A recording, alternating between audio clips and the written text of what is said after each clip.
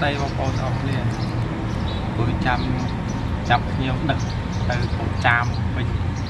ទៅស្គនសួរដឹកឲ្យដឹកបានជាង2នាក់ទៅចិត្តស្ពានគេសណាបង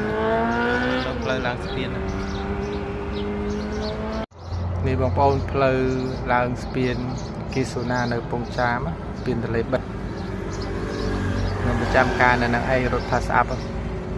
ហើយផ្លូវម៉ូតូពណ៌សចេញមកនោះគឺផ្លូវចូលទៅភូមិ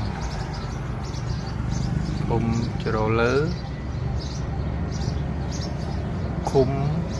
ជ្រោទី1ស្រុកបងឃ្មុំខេត្តបងឃ្មុំហើយផ្លូវនេះចប់ពីស្ពានទៅគឺទៅផ្នរតឹងស្រុកពេជ្រអីហ្នឹងទៅពើកនេះលេខទូរស័ព្ទខ្ញុំបងប្អូនអ្នក096 66 18 68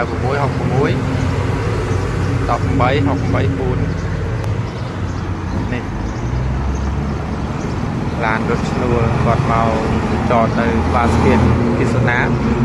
ហើយនេះបងរត់ថាសាប់ដូចគ្នាចាប់ម៉ួយបងប្អូនអ្នករត់ថាសាប់ចឹងឯងតតែលឿនចឹងបានចាប់ម៉ួយដឹកបាសតែទឹកពូតកងឡានថាស្អាប់ឈរជើងចាំចាប់ខ្ញុំទឹក